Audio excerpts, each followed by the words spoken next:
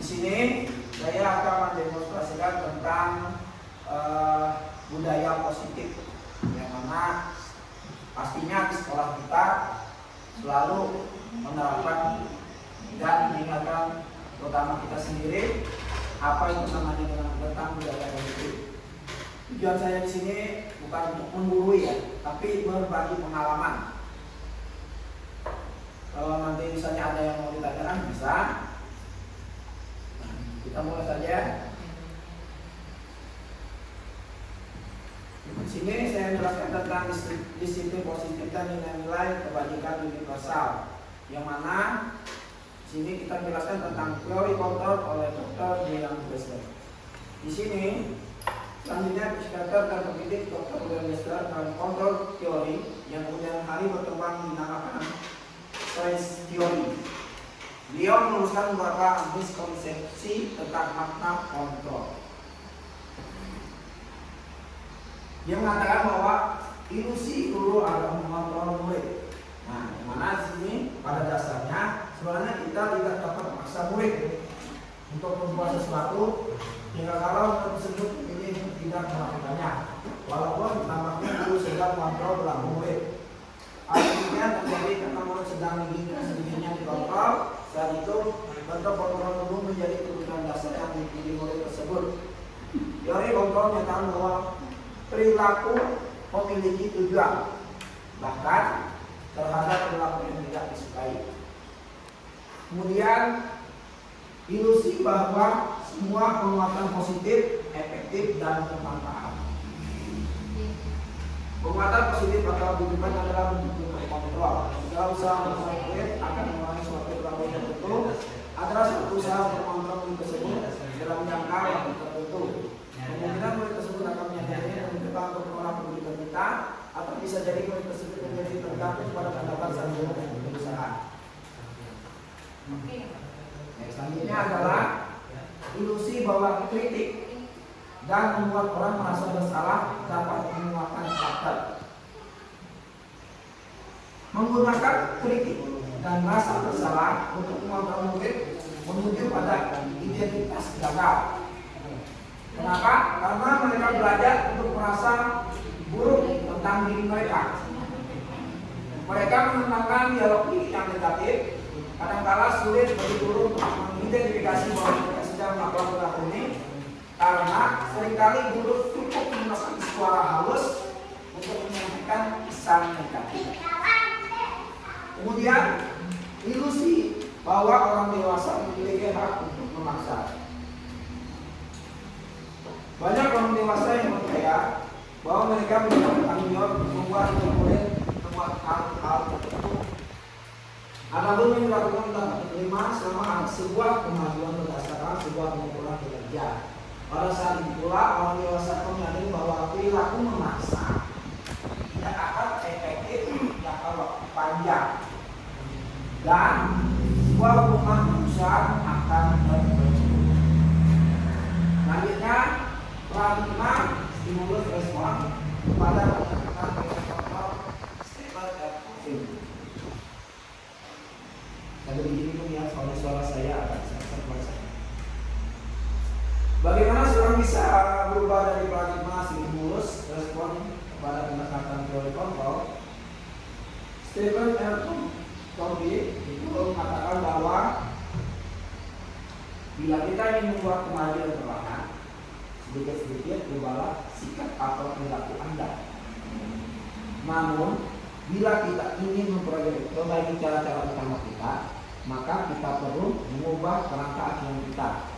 Ubahlah bagaimana Anda melihat dunia, bagaimana Anda berpikir tentang manusia. Ubahlah paradigma Anda, pemahaman dan penjelasan aspek-aspek tertentu tentang realitas. Nah, dalam sini dia membagi dua, yaitu pertama stimulus respon dan teori kontrol. Dalam stimulus respon, realitas itu kebutuhan kita itu sama, tapi menurut teori kontrol yang kita pelajari hari ini, itu realitas itu kebutuhan kita itu berbeda. Mungkin mudah-mudahan sudah jelas saja ya, siswa kita itu memiliki kemauan yang sama atau tujuan yang sama, mereka pasti memiliki perbedaan. Oke, next saja ya. Saya mau dibaca? Lanjut. Kemudian makna kata disiplin. Nah, di sini saya juga mengingatkan makna kata disiplin. Ketika mendengar kata disiplin, apa yang terbenak di benak Anda? Mematuhi aturan. Apa yang terlintas di pikiran Anda atau tentang disiplin? Pasti ingat waktu ya.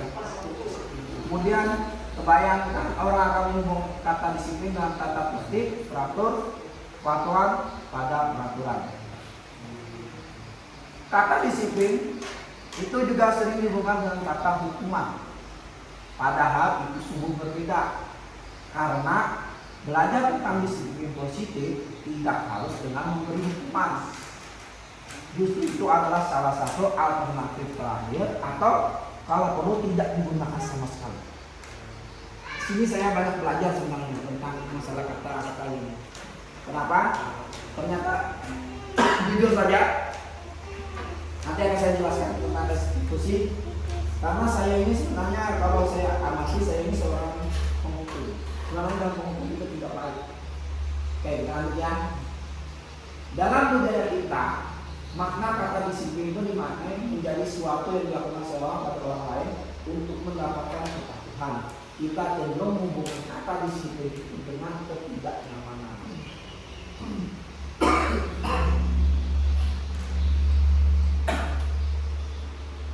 Dan itu jelas dikatakan oleh Ki Haji Dewantara bahwa pendidikan mengatakan bahwa di mana ada kemerdekaan, disitulah harus ada disiplin yang kuat.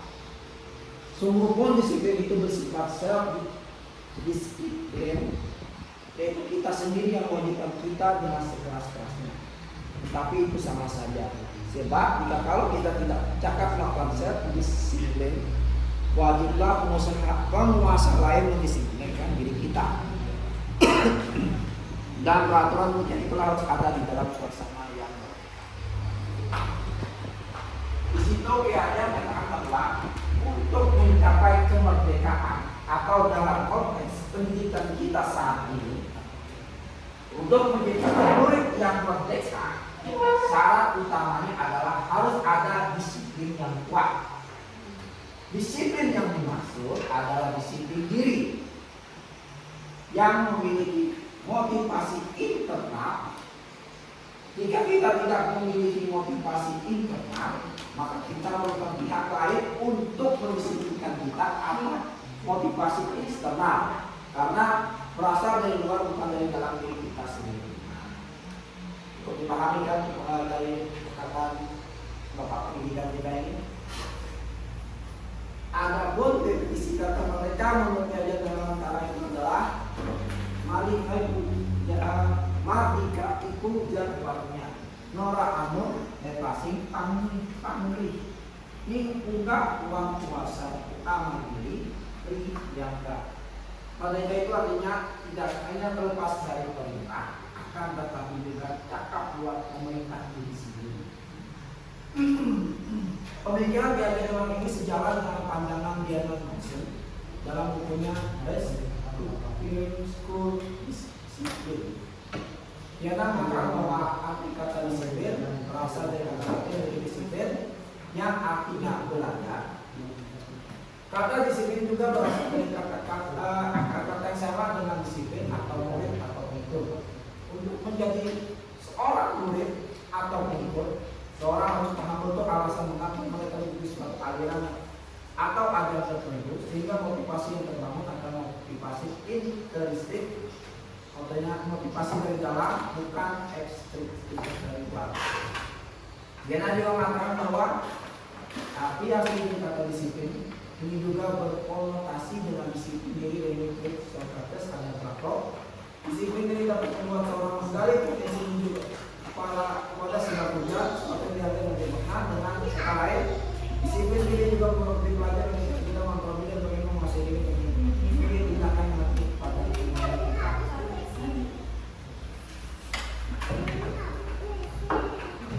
Dengan kata lain, seorang yang memiliki disiplin diri berarti mereka bisa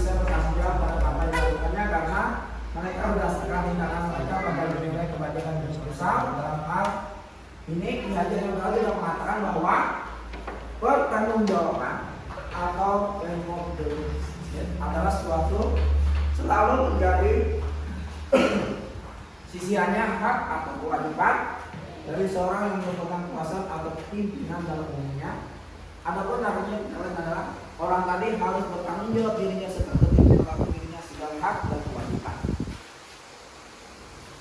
Di mana sini sebagai pendidik tujuan kita adalah menciptakan anak-anak yang memiliki disiplin diri sehingga mereka bisa berperilaku dalam mengacu pada nilai-nilai kebajikan, universal dan memiliki motivasi intrinsikkebajikan. Nah, sekarang yang saya berdosa adalah tentang nilai-nilai kebajikan. Nilai-nilai kebajikan adalah sifat-sifat positif manusia yang merupakan tujuan-tujuan yang dicapai setiap individu. Seperti yang telah dikatakan oleh Dr. William Glasser pada teori kontrol. Ia mengatakan bahwa setiap perbuatan itu sebuah suatu tujuan. Dan selanjutnya dia mengatakan bahwa dengan menaikkan nilai kebajikan yang seseorang, maka motivasi sedikitnya akan terbangun sehingga menggerakkan motivasi dari dalam mencapai nilai-nilai yang diinginkan. Sini dijelaskan beberapa strategi komunikasi pendidikan ini telah memiliki nilai kebajikan ini. Salah satunya adalah nilai-nilai kebajikan yang dicapai oleh setiap anak Indonesia yang kita kenal dengan profil pelajar Pancasila. Contohnya ya, nilai-nilai kebajikan yang kita tahu yang pertama profil pelajar Pancasila. Masih ingat isinya? Yang pertama beriman, bertakwa kepada Tuhan Yang Maha Esa dan berakhlak mulia. Kedua, mandiri, bernalar kritis. Yang ketiga, berkebenekaan jiwa. Yang keempat, berlima bergotong royong. Yang keenam, kreatif. Kemudian nilai-nilai pendidikan lain yaitu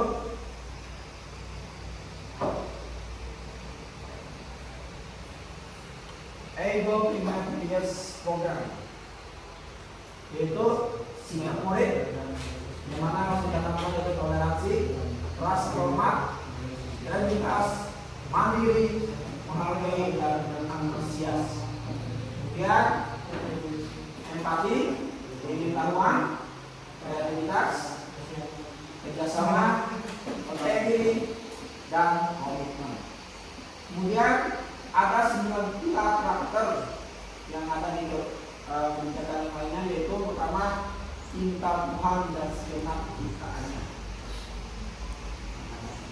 Kedua, kemandirian dan tanggung jawab. Ketiga, kejujuran dan diplomatis. Keempat, hormat dan santun. 5, dermawan, suka menolong dan gotong royong. 6, percaya diri, kreativitas, kerja keras. 7, kepemimpinan dan keadilan. 8, baik dan rendah hati. Nah, 9, toleransi dalam hal persatuan. Nah, sekarang petunjuk seumur hidup dan keterampilan hidup, yang mana tentang keterampilan hidup dapat dipercaya, lurus hati, pendengar yang aktif, tidak merendahkan orang lain, memberikan yang terbaik dari diri, kemudian bentuk hidup peduli, penawaran, kerjasama, beranian, pengetahuan, usaha, keluasan, organisasi, kesabaran dan keteguhan hati, serta kehormatan, memiliki rasa humor, berinisiatif, integritas, pemecahan masalah, sumber pengetahuan, tanggung jawab dan kesepakatan.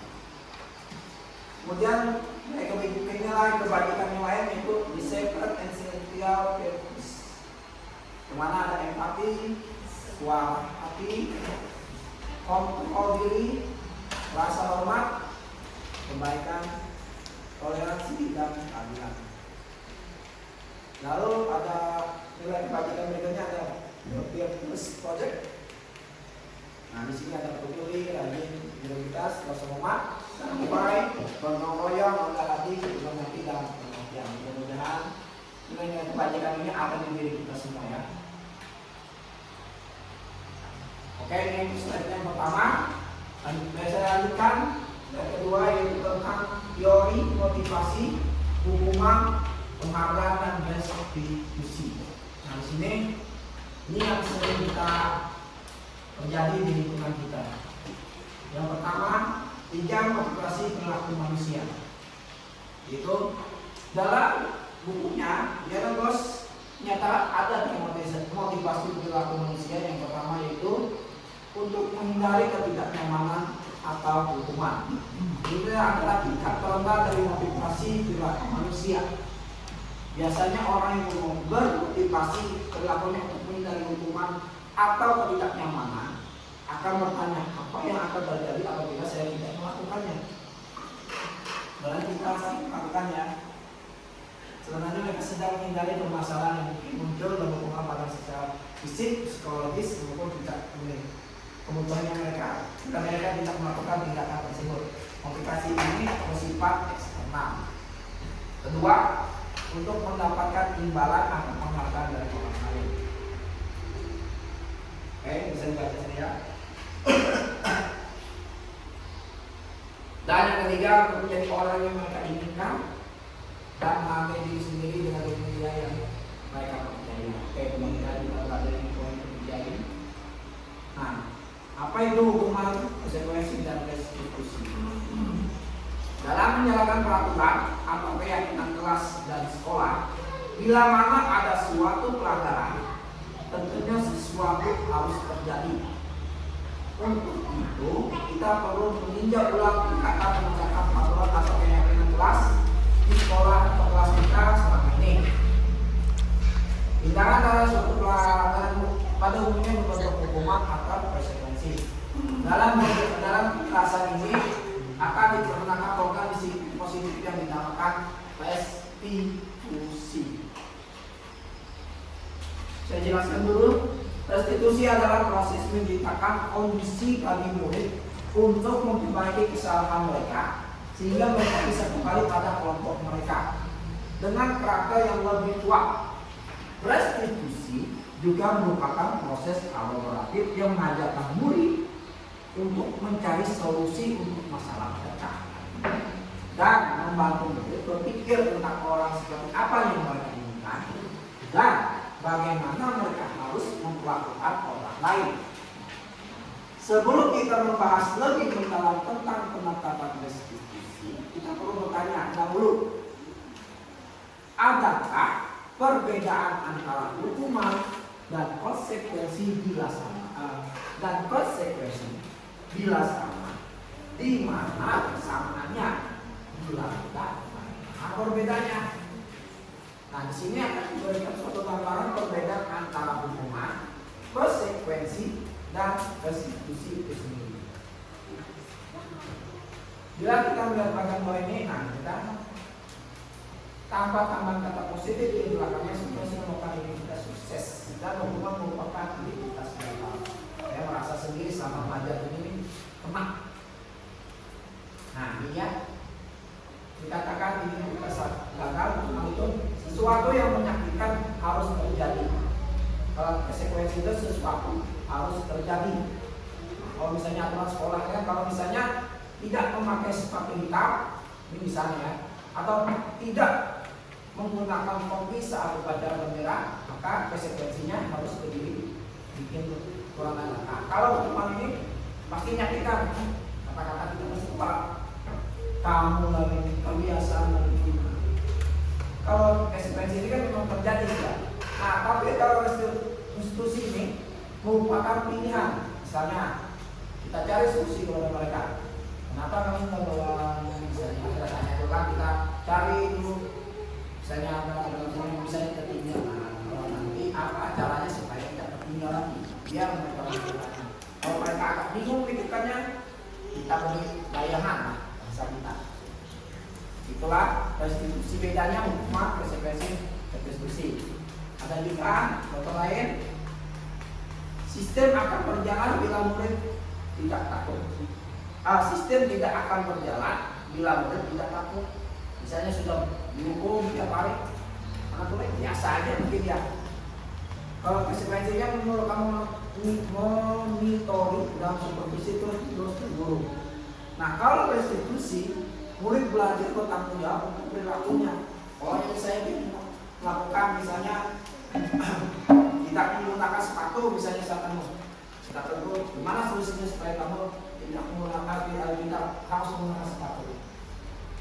Jadi mereka berpikir sendiri untuk masalah mereka, tapi tetap membawa pilihan kita.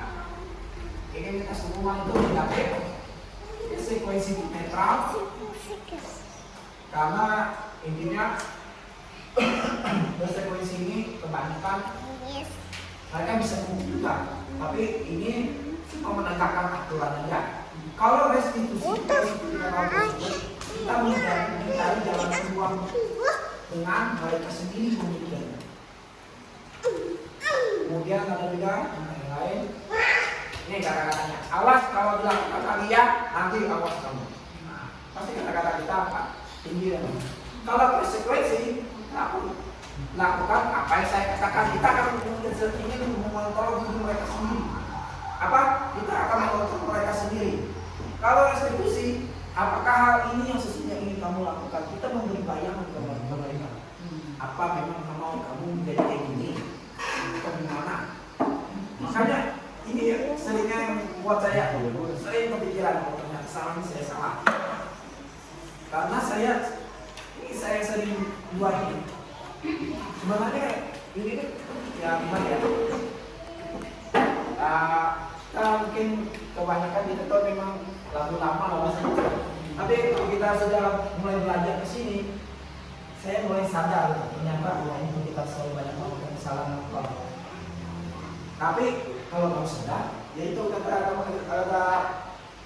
pasti kata saya, kalau kalian tahu sadar, jangan diam, mengubah. Itu katanya. Makanya agak menjadi dorongan buat saya mau mengubah diri saya ke sini, restitusi ini. Nah, kalau kita gagal, murid dan anak belajar menunjukkan kesalahan, sebenarnya kan pasti mereka tidak akan tahu. Kecuali terus. Kalau konsekuensi murid dan anak belajar aturan, karena ini sudah aturan dari sekolah misalnya. Kalau restitusi itu kita tidak membuat mereka merasa bersalah atau kita membuat mereka itu mengerjakan masalah mereka sendiri. Ya sebenarnya misalnya lambat datang. Kenapa kamu lambat datang? Malam tadi saya berdatang misalnya. Sekarang kita pikir gimana caranya supaya kamu besok tidak lambat lagi. Pasti dia akan memberikan ide apa. Itulah namanya restitusi ini, kita menggali untuk anak belajar mengerjakan masalah. Kemudian berdasarkan makna di atas, kita bisa menyimpulkan bahwa hukuman bersifat tidak terencana atau tiba-tiba, ya kan?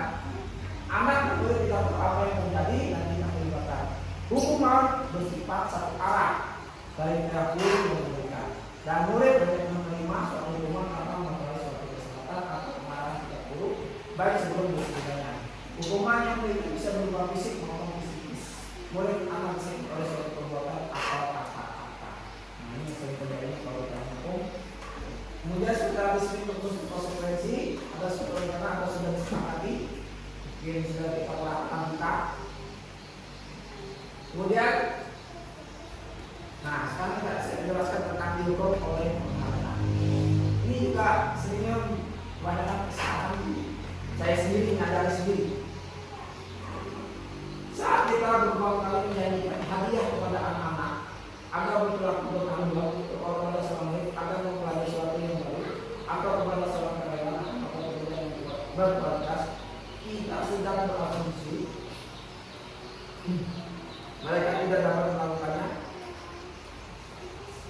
atau mereka tidak tahu, tidak akan memilih untuk melakukannya. Output on.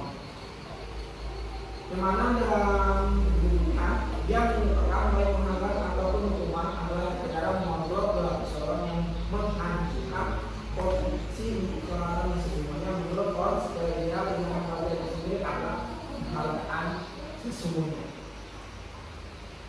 Tuhan selanjutnya juga mengungkapkan beberapa pernyataan hasil matanya selama ini tentang tindakan memberikan penghargaan yang sama dalam kehidupan seseorang. Yang pertama, pengaruh jangka pendek dan jangka panjang. Penghargaan efektif jika kita menginginkan seseorang atau sesuatu yang kita Dibaca ya. Jika kita menggunakan penghargaan lagi dan lagi, maka orang tersebut akan bergantung pada penghargaan yang diberikan secara tidak motivasi dari dalam. Jika kita mendapatkan penghargaan untuk melakukan sesuatu yang baik, maka selain kita senantiasa berharap kita penghargaan tersebut lagi, kita pun tidak ada tindakan baik yang kita lakukan. Nah, penghargaan itu menurut Kong tidak efektif. Kenapa? Suatu penghargaan ada suatu benda atau istilah yang diinginkan yang dibuat berdasarkan hanya jika Anda melakukan hal ini, maka Anda akan mendapatkan penghargaan yang diinginkan. Jika saya diharapkan suatu penghargaan tidak mendapatkan, maka saya akan kecewa dan berkecil hati. Tetapi yang lain kali saya tidak akan berusaha sekeras sebelumnya. Jika kita memberikan suatu penghargaan melakukan suatu, maka kita harus terus memberikan penghargaan itu. Jika kita ingin orang pasti memberikan apa yang kita inginkan. Orang yang berusaha bikin merokok, orang yang berusaha diet menguruskan badan, bila diberikan penghargaan habis pasti tidak berhasil. Orang mengatakan juga penghargaan merusak hubungan. Nah di sini dia mengatakan ketika seorang berpenghargaan atau pujian yang dapat orang banyak, maka yang lain akan merasa iri. Itu pasti terjadi. Jika seorang guru sering memberikan penghargaan pada muridnya, bisa kemudian membuat yang termotivasi hanya untuk menyenangkan dirinya. Penghargaan yang ditunjuk pada persaingan tidak keras dan persaingan menciptakan kecemasan. Sebenarnya yang terjadi lagi ini. Mereka yang percaya bahwa mereka tidak memiliki kesempatan untuk mendapatkan penghargaan akan berhenti mencoba. Kemudian penghargaan mengurangi ketepatan. Menurut konsep pertama, dalam sebuah percobaan, sekelompok anak laki-laki berusia 9 tahun diminta untuk melihat gambar wajah yang ditampilkan di layar. Dan mereka harus memberitahukan jika wajah-wajah tertentu sama atau berbeda. Gambar-gambar tersebut hampir sama. Beberapa dari mereka memberi penghargaan bentuk uang pada saat mereka memberikan jawaban benar, sementara sebagian lain tidak. Hasilnya, anak laki-laki yang dibayar membuat lebih banyak kesalahan. Riset kedua, anak-anak diminta mengingat kata-kata tertentu, kemudian mereka meminta apa yang di kata-kata yang diingat tersebut setiap kali yang muncul. Bapak anak diberikan permen, mereka memberi jawaban yang benar, dan sebagian lain hanya minta saja jawaban mereka benar. Hasilnya, anak-anak yang mendapatkan permen jawabannya banyak yang tidak tepat dibandingkan anak-anak yang hanya diberitahu jawabannya yang benar. Penghargaan menurunkan kualitas. Bisa dibaca. Nah, penghargaan itu menurunkan kualitas teman-teman.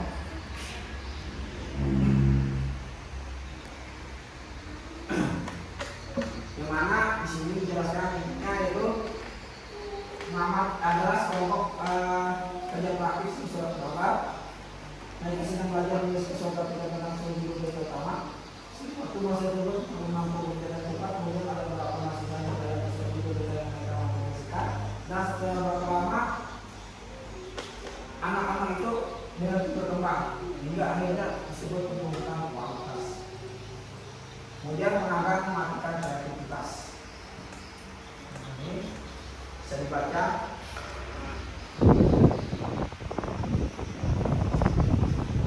Dasarnya penghargaan itu adalah menghukum. Kenapa bisa penghargaan itu menghukum?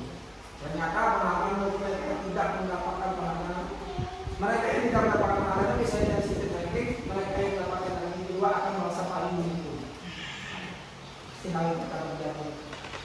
Ketika penghargaan kepada hal sama, mereka keduanya mencoba memberikan penolak seorang karena orang pada saat dikasih kendalikan dalam jangka waktu lama menggunakan banyak seperti itu teman. Tidak satu penghargaan gagal namun hanya tidak mendapatkan maka akan merasa dihukum. Nah ini adalah motivasi dari dalam diri untuk terusik. Saat seorang belajar mengenal kali, gabungan hukuman yang tidak keras akan menjadi bahwa dia dapat membaca, bekerja, matanya dan seni-seni wajahnya. Anak tersebut memiliki tujuan bahwa dia telah belajar melalui suatu keterampilan baru. Sadar akan mengalami bahwa dia sudah dapat membaca, sesungguhnya sudah merupakan sebuah pekerjaan. Hal sepele aja, kalau anak itu bisa membaca atau menjawab sesuatu, itu sebuah hal yang berharga bagi mereka semua. Dengan kata apresiasi. Jika kita memberikan kepada anak, kalau saja sudah merasa bangga karena banyakkan dirinya, maka kita akan mengambil perbedaan sertifikat jasa secara alami. Nah, ini dia restitusi, yaitu sebuah pendekatan untuk menciptakan disiplin positif.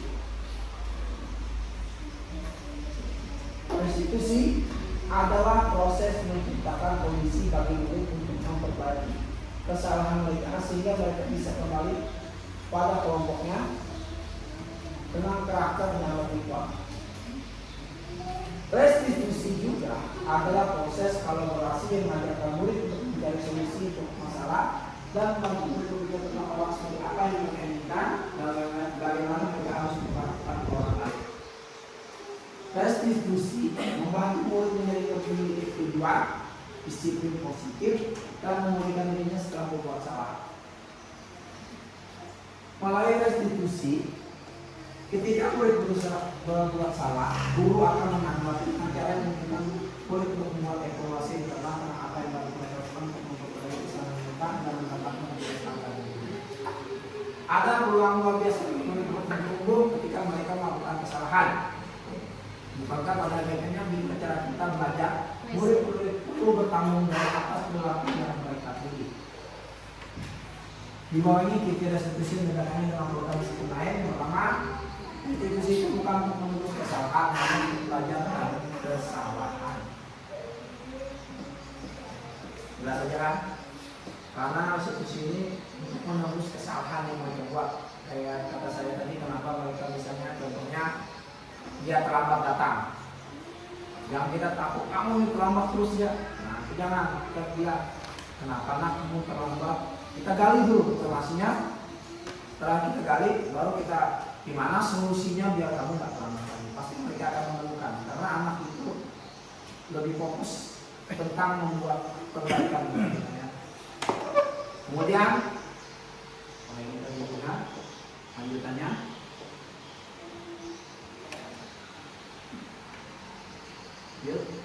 Restitusi memperbaiki hubungan. Restitusi adalah tentang memperbaiki hubungan dengan perbuatannya. Restitusi juga membantu dalam hal mereka ini menjadi orang seperti apa yang mereka ingin lakukan. Restitusi adalah proses refleksi dan pemulihan. Kita proses pemulihan antara sini selesai mereka bisa berpikir tentang apa yang bisa dilakukan untuk menembus kesalahan mereka pada orang yang menjadi orang. Misalnya pembulian kita kan.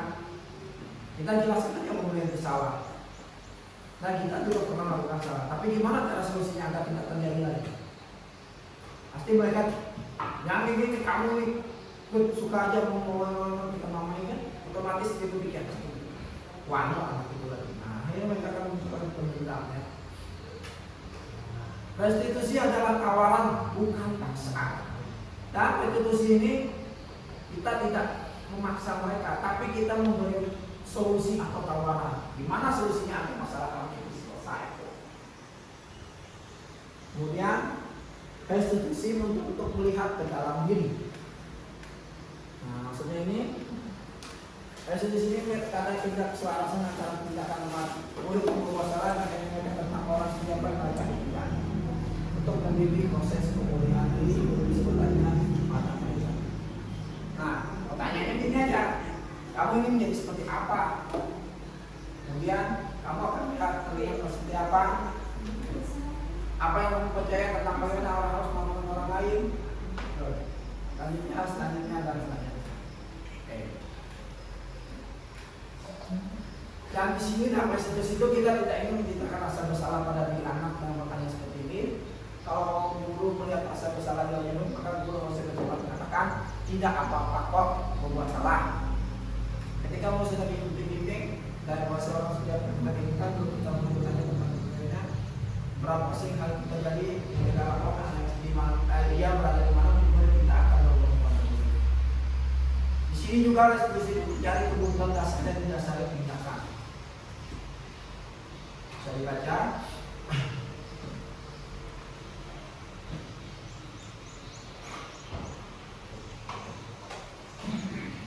Buat restitusi diri adalah cara yang paling baik.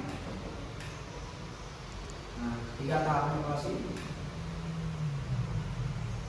Di sini Dokter Joseph katakan orang yang bahagia akan mengasihi diri sendiri, orang yang bahagia akan mengasihi orang lain. Ketika murid bisa melakukan mengasihi diri sendiri, maka kita akan bisa memperbaiki dengan baik dan tujuan yang lebih baik.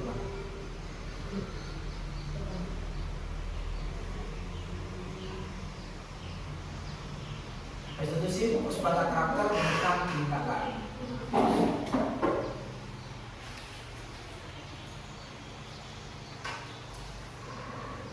Restitusi itu menguatkan,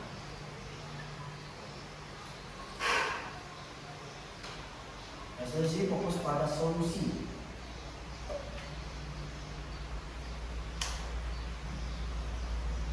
Restitusi murid-murid yang membuat salah pada kelompoknya, jadi mereka tidak dikucilkan misalnya buat salah.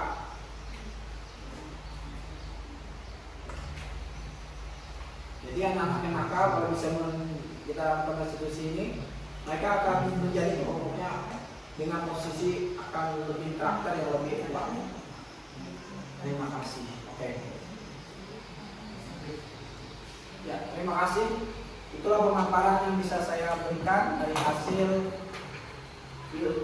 yang saya dapatkan selama pendidikan guru penggerak ini. Kalau ada pertanyaan, bisa. Ada yang mau ditanyakan? Kalau bisa selesai sudah cukup. Oke, nanti kalau misalnya kalau pengen tahu, bisa aja karena nanti saya kirim di WA dulu. Ya, soalnya menurut saya restitusi ini lebih condong untuk memperbaiki siswa kita. Yang bagi kita tahu sendiri aja, kebanyakan siswa kita ini setahu saya karena mereka kurang kasih sayang. Makanya mereka dengan kasih sayang itu ibaratnya kalau murid kita ada menyentuh temannya hingga menangis, itu karena dia memang untuk mencari perhatian. Tapi kita kan tidak bukannya memarahinya kalau menurut saya. Harusnya kita cari solusinya apa, kenapa, sehingga kalau sudah tahu kita bisa memberikan restitusi, yaitu bagaimana caranya dia bisa menyelesaikan perbuatannya. Oke, kalau memang tidak ada pertanyaan berarti untuk kesempatan kali ini saya akhiri. Wabillahi taufiq wal hidayah. Wassalamualaikum warahmatullahi wabarakatuh.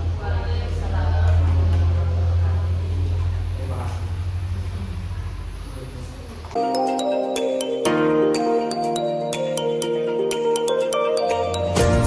Ya. Assalamualaikum warahmatullahi wabarakatuh. Waalaikumsalam warahmatullahi wabarakatuh. Apa kabarnya anak-anak? Baik. Sehat? Sehat. Oke. Hari ini sesuai yang Bapak katakan hari kemarin, hari ini kita akan membuat keyakinan kelas. Ada yang tahu apa itu keyakinan kelas? Tidak ada. Kita jelaskan dulu. Nah, di sini kita jelaskan kenapa keyakinan kelas. Kenapa tidak peraturan kelas saja? Nah, sekarang Bapak tanyakan kalian, tanya pembantu. Nah, mengapa kita memiliki peraturan tentang penggunaan helm pada saat mengendarai kendaraan roda 2 atau motor? Ya, kenapa?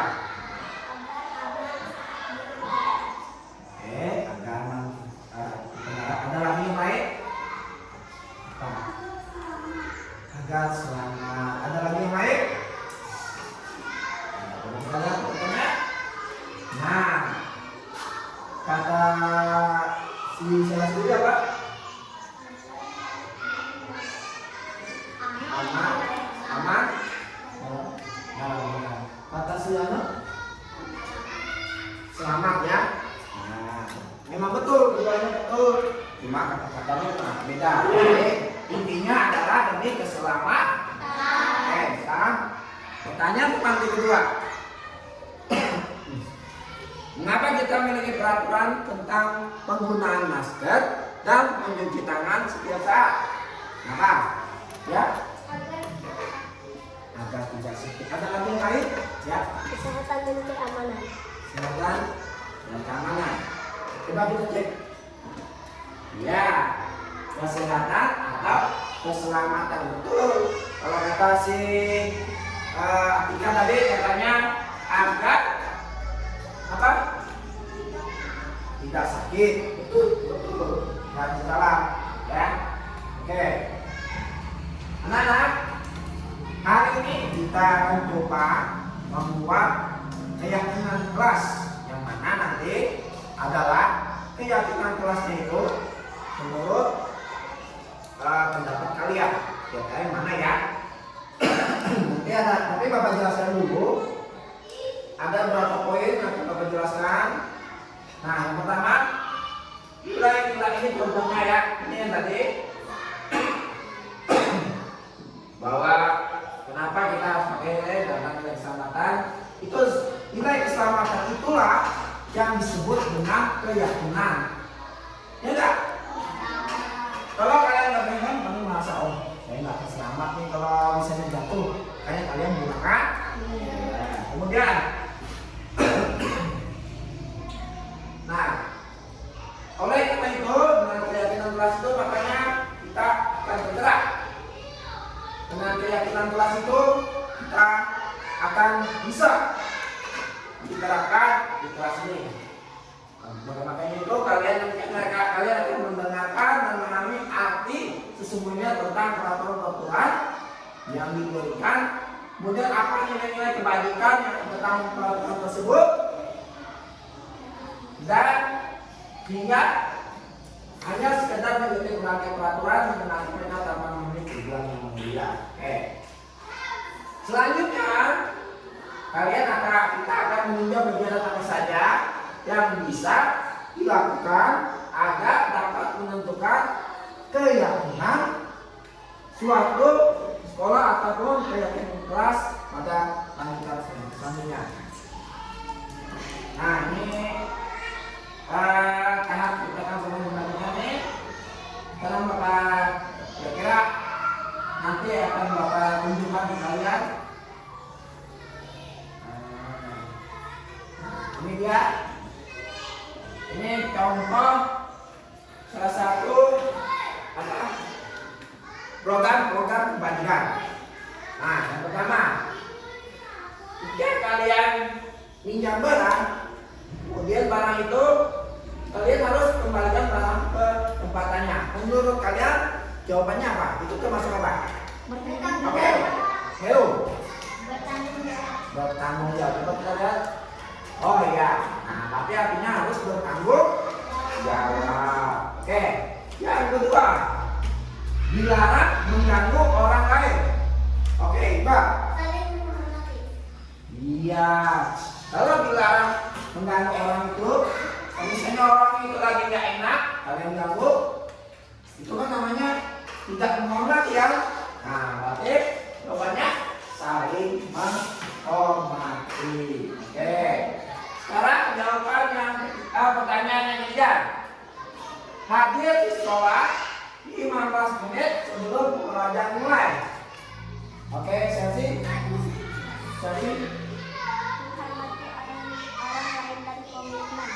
Oke, gimana tanya Pak?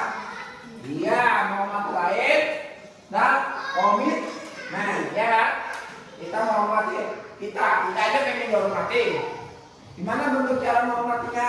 Itu dengan cara harus saling menghormati juga, kan? Oke. Pertanyaan selanjutnya, dilarang melakukan kekerasan. Oke, anak. Jawabannya, iya, karena dan saling menghormati, ya kan? Bila melakukan kekerasan itu, kita harus melakukan keamanan dan saling menghormati. Oke, pertanyaan selanjutnya, yang kelima, dilarang menggunakan narkoba. Oke, Rio. Kesehatan. Betul nggak jawaban kesehatan? Iya, betul sekali. Nah, jangan main narkoba ya, boleh.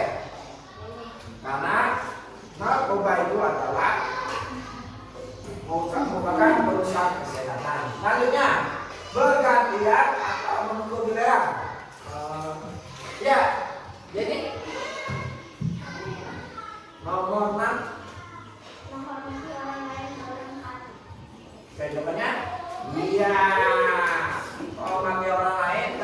empati. Kenapa? Karena dengan bergantian atau bergantian artinya mengantri, kita pertama menonton lain, misalnya dia terlambat, bisa kita menonton berat, tidak boleh. Selanjutnya nomor 7, dilarang merokok. Oke. Ketika kesehatan, iya. Kalau kalian misalnya ada orang merokok di depan kalian, masukin anda. Nah itu sudah masuk menghormati orang kalau ada orang di depan orang. Kemudian menggunakan masker. Oke ya. Kesehatan dan keamanan. Iya betul sekali. Lagi waktu musim COVID kemarin kan. Nah pertanyaan terakhir. Jalan di kelas dan koridor. Ya, Ellen.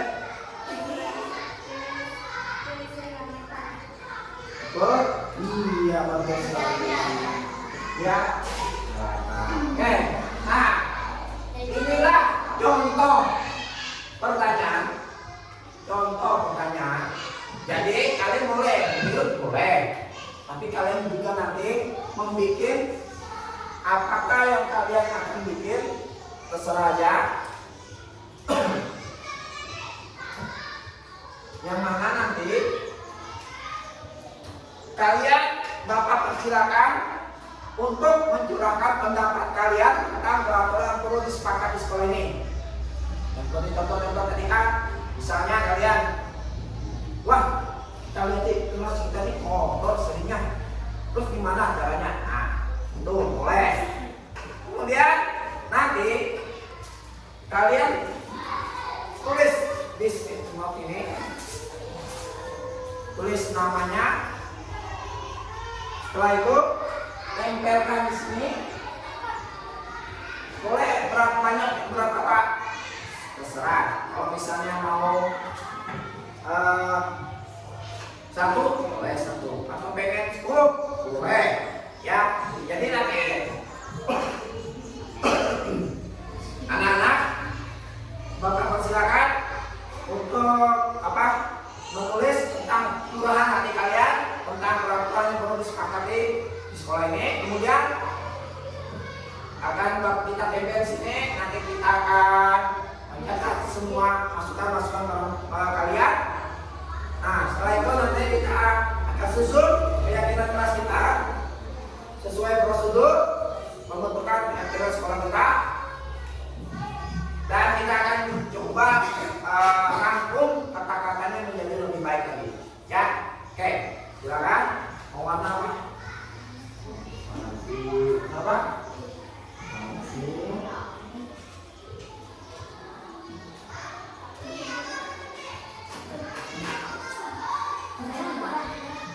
Nah, orang selesai ini dia.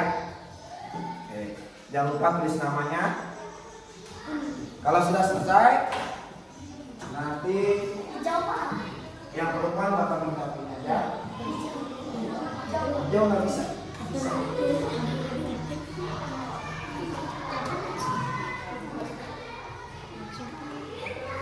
Jadi kalian ada pertanyaan? Oke ya sih. Terserah aja misalnya begini. Yang penting nama kalian tulis. Kedua, kalian nanti tulis 1 misalnya dari kelas kreator, jangan buang sampah sembarangan. Atau yang kedua apa? Saling menghargai atau tolong menolong. Yang 3 apa? Boleh. Sampai 10 juga boleh. Ini apa enak Pak? Kembali hitam. Ya. Lemnya di belakang. Tapi biar ditempel ya. Baru kalian tulis di sini. Lem di belakang. Hah? Tulis nama di paling bawah itu namanya. Bawah. Panjang Pak. Nama Iqbal terus. Oke, sekarang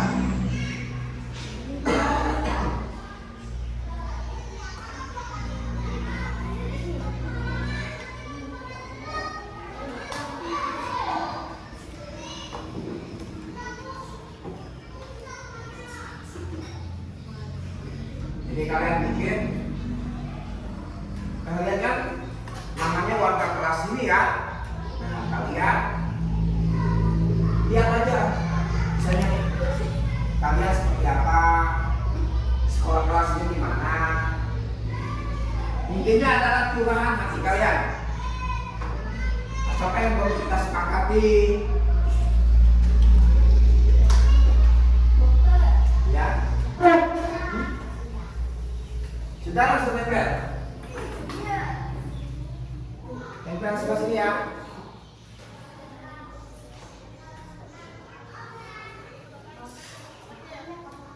Boleh banyak, kalau mau banyak boleh. Oh ya udah boleh.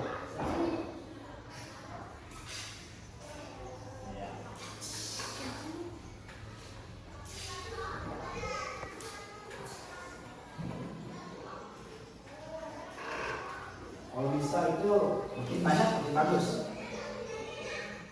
Misalnya tentang perilaku teman gimana, atau misalnya menjaga kebersihan atau gimana, boleh kalian curahkan.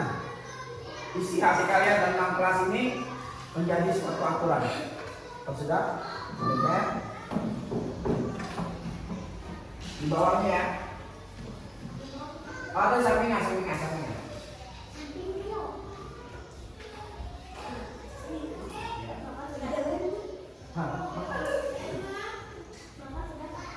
Langsung nempel aja. Kalau salah kamu, nah ini harus begitu. Pegang. Di bawah.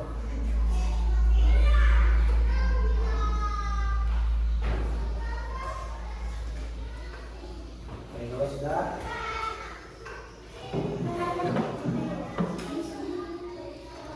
Intinya keyakinan kelas ini adalah hasil curah kalian selama ini di kelas ini gimana. Jadi kalian pengen kelas ini dengan keyakinan kelas, maka kita akan dengan keyakinan kelas ini kita akan melakukan kegiatan itu supaya lebih kita lagi kita melakukan pelakukan di kelas ini. Ini masukan dari kalian yang sudah silakan tempel dan kita bahas.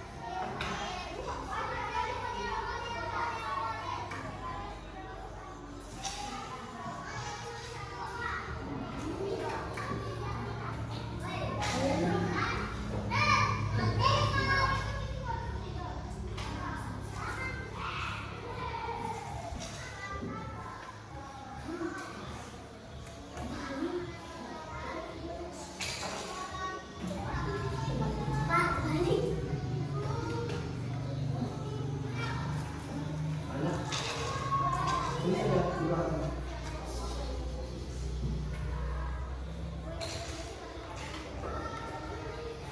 Dan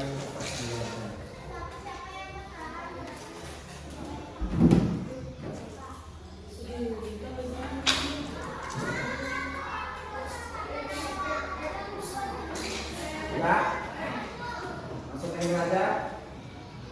Terus sudah.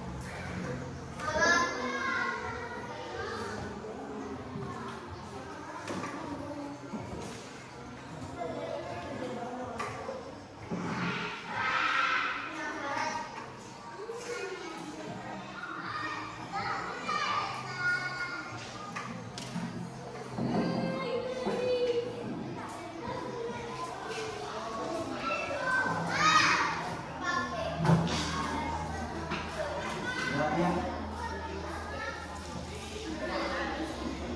Satu boleh. Aja sudah.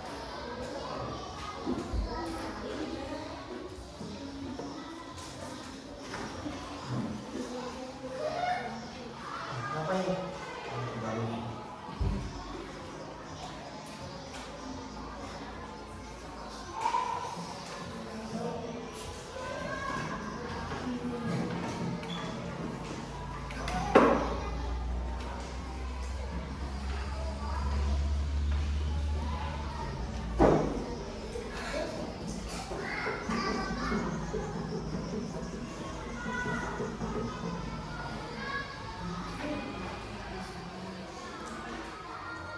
Siapa? Siapa?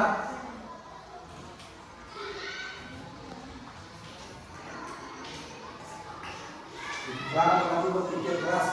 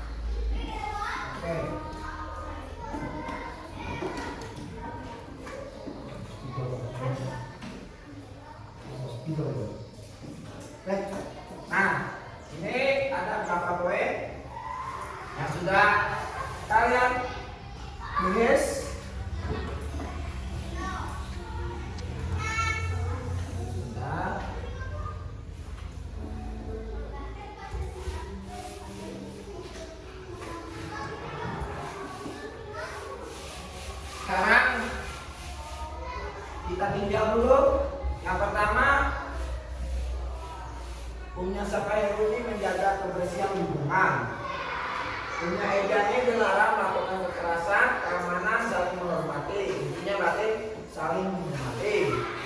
Beliau disiplin waktu. Iqbal harus disiplin waktu, menjaga lingkungan, mengikuti pelajaran dengan tertib. Ini kita harus tolong menolong dan saling membantu, membantu. Chelsea saling menghormati dan tidak pilih teman.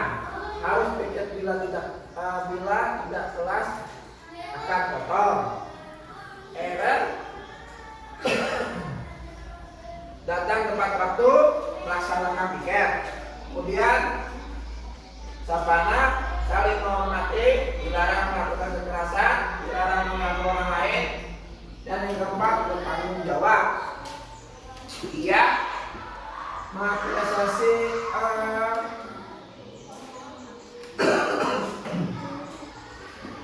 membersihkan gelas dan menggunakan masker supaya nggak sakit. Dan ketika saling menghormati satu sama lain, kita menjaga lingkungan tetap bersih. Oke, dari semua kita nanti kalian ini, maka Bapak bisa berarti ada peraturan yang kalian buatkan. Sekarang kita pilih. Kalau menjaga kebersihan lingkungan ini berarti harus apa? Apa kata-katanya menjaga kebersihan lingkungan? Menjaga kebersihan.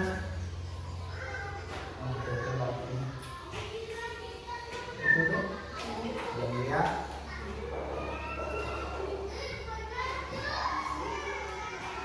Sama. Ntar ya Bapak habis kita, Bapak habis kita.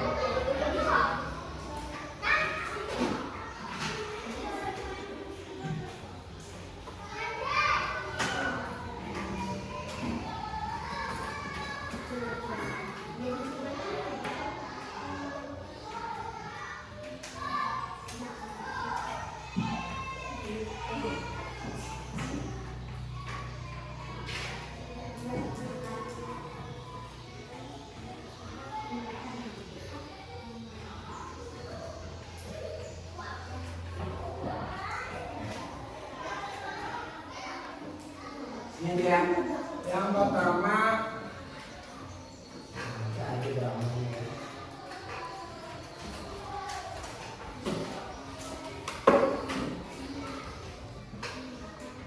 Menjaga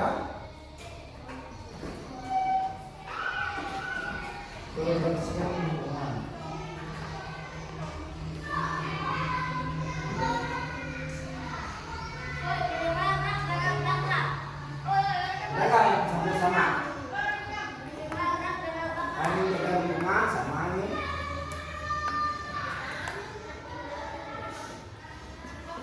Harus piket bila tidak kelar ini sama aja.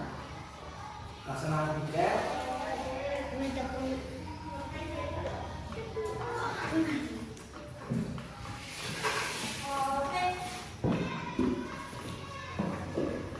Menjaga lingkungan, kebersihan lingkungan. Oke. Yang kedua,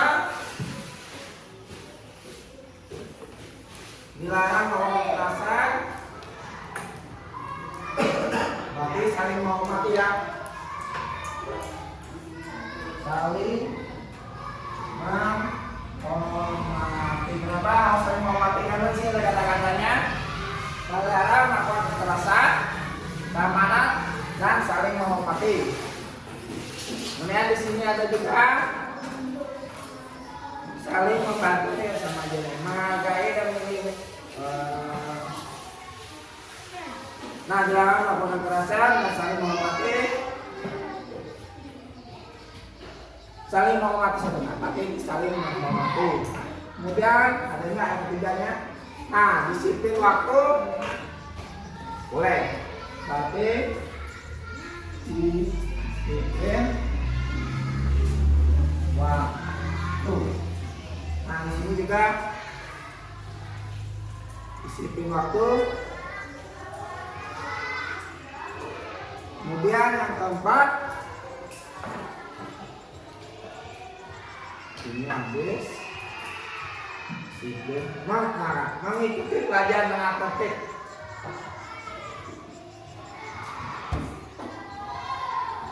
Ada lagi? Oke, berarti belajar dengan praktik ya.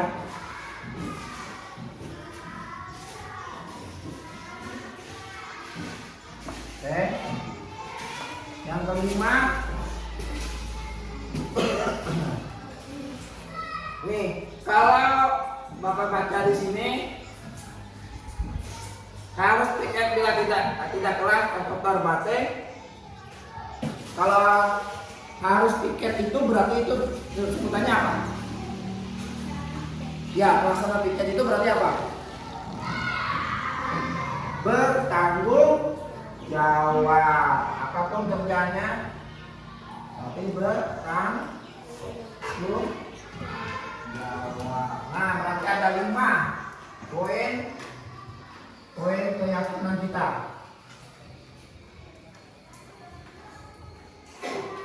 Nah, ada 5 poin keyakinan kita. Yang pertama, menjaga kebersihan lingkungan. Yang kedua, saling menghormati. Yang ketiga, disiplin waktu. Yang keempat, belajar dengan tertib. Dan yang kelima, yaitu bertanggung jawab.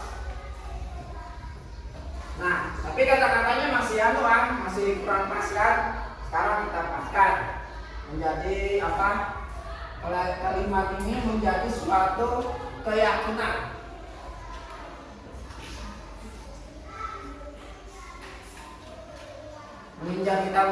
Meninjau ulangnya. Menjaga kebersihan lingkungan ini kalau kita ubah ini jadi apa? Kira-kira?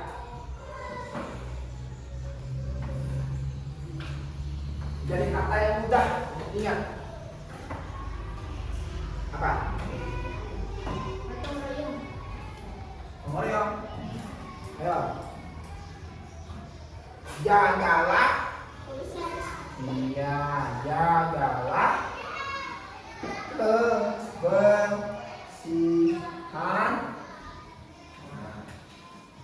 Ini katanya. Jadi jagalah kebersihan. Ini kata-katanya akan mudah diingat. Kemudian saling menghormati. Ada nggak?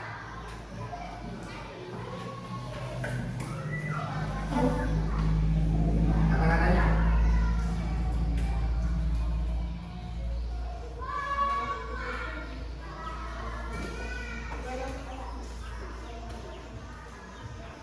Kata-katanya yang paling memuatkan.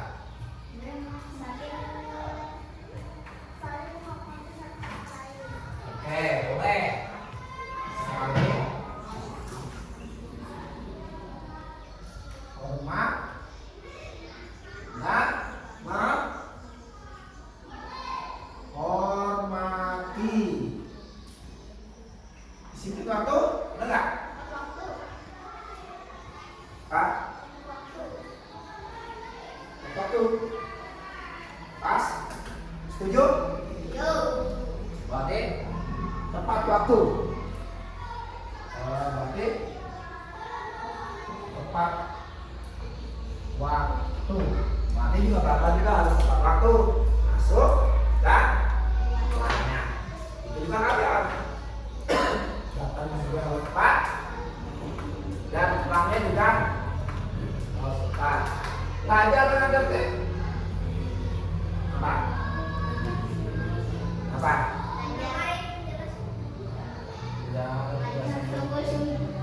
Belajar dengan sungguh-sungguh.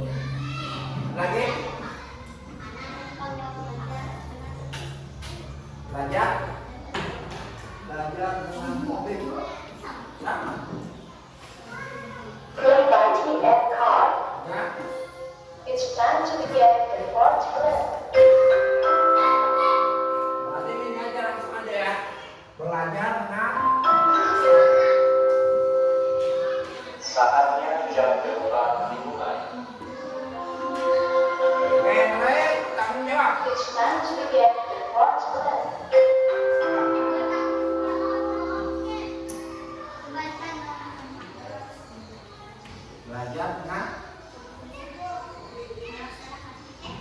Berarti harus fokus kan ini ya bahasanya. Berarti kalau namanya bertanggung jawab itu kerjaan kalian kan. Berarti ini Bapak berikan Saatnya istirahat. komitmen. It's Tahu time to komitmen? have break. Komitmen itu artinya yakin. Jadi berkomitmen terhadap setiap tugas.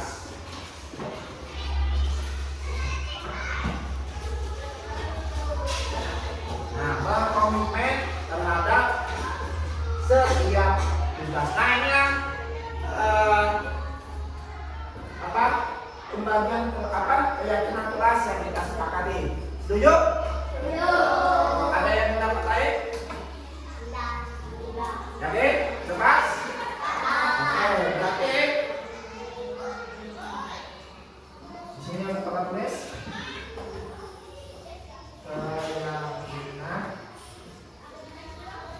kelas 5. Yang pertama, jagalah kebersihan.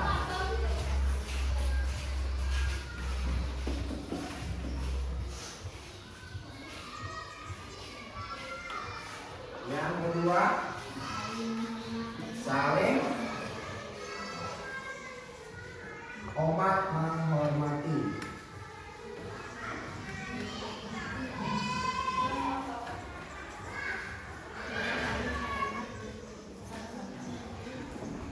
Yang ketiga, tepat waktu.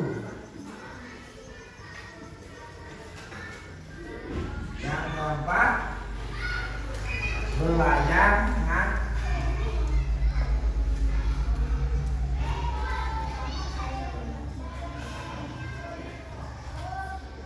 dan yang kelima,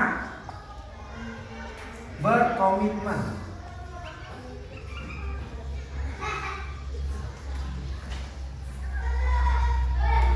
Terhadap setiap tugas. Oke, sepakat? Kalau sepakat, berarti kita tanda tangan hasil kesepakatan kita ini. Silakan satu persatu tanda tangan. Silakan dari Chelsea dulu. Nanti Bapak kelas 3 lagi.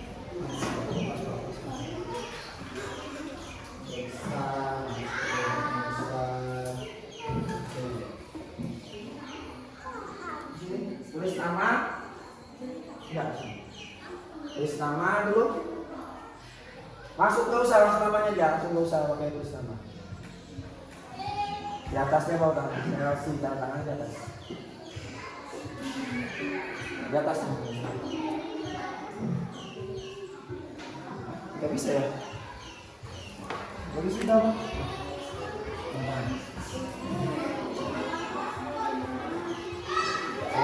Ya lanjut. Eren.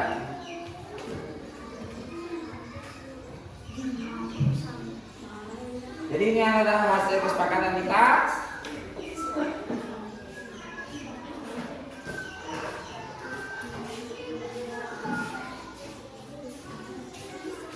Oke, selanjutnya anak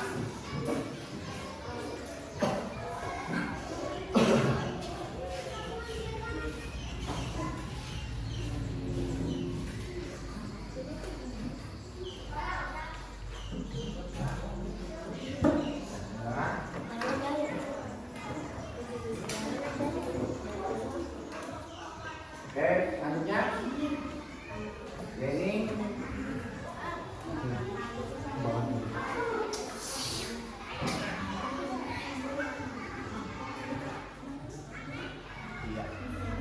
Lanjut, Rio.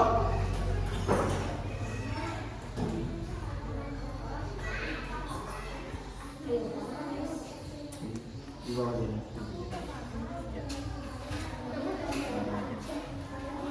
Iya, oke. Lanjutnya yang biru. Nanti kita sepakat juga ya. Inilah keyakinan sini. Ya.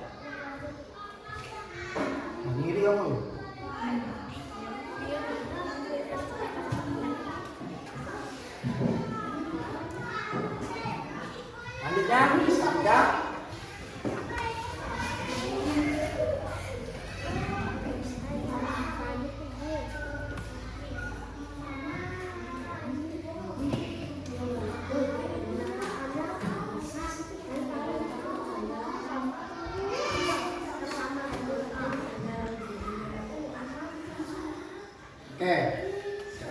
Bab.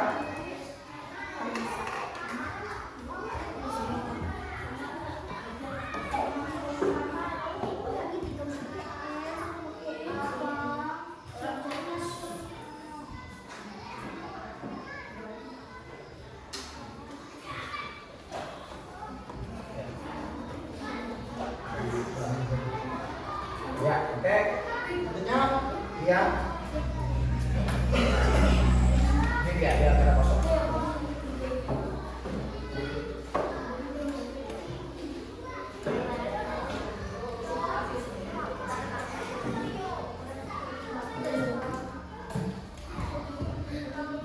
Oke, terakhir.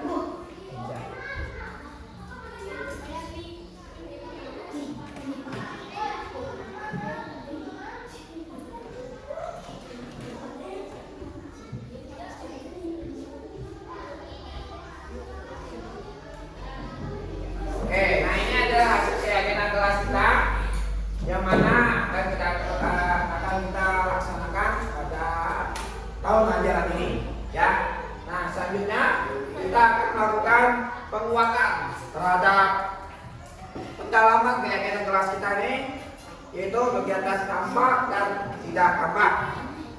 Nah, di sini ada tabel T yang mana isinya yaitu penguatan tentang salah satu, kita contohkan salah satu aja. Di sana jagalah, nah segini, tampak seperti, kemudian tidak tampak seperti. Nah, kalau di sini jagalah kebersihan.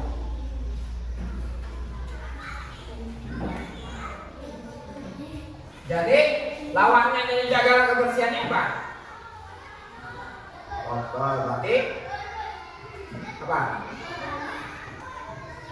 Lingkungan kotor. Kemudian yang lebih simpel aja, tampaknya seperti tepat waktu. Nah, tepat waktu berarti nah lawannya, kalau tepat waktu lawannya sering, hadir, terlambat. Sering.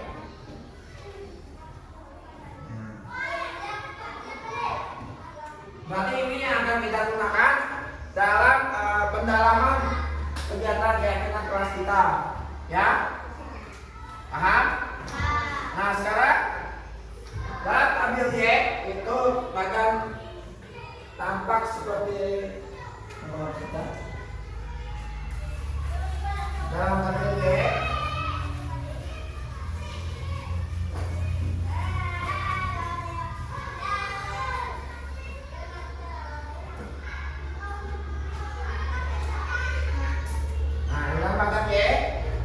ini ada 3 anunya, terlihat, teringat, dan berpengaruh. Ini agak dulu biar Bapak jelaskan dulu. Nah, tabel ini adalah ibarat itu bisik-bisikan yang kita lihat atau perilaku yang kita lihat. Misalnya dari kata jagalah kebersihan, kedengaran menjaga kebersihan kelas. Nah, kalau kedengar berperilakunya harus gimana? Berperilakunya harus gimana? Kalau menjaga kebersihan kelas, berperilakunya harus gimana? Ya, apa? Harus bersihkan. Nah, lihatnya ini apa? Kelas menjadi bersih. Oke.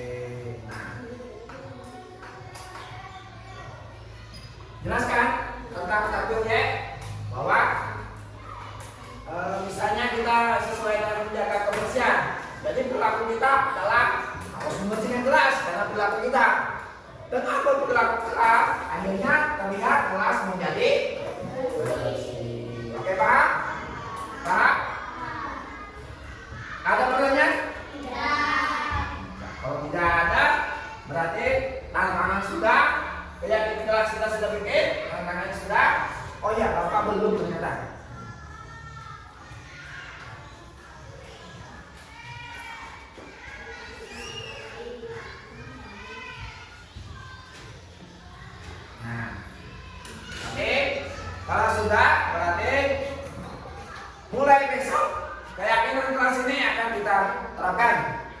Setuju? Ada yang tidak setuju? Oh, berarti semua setuju ya? Yaudah, berarti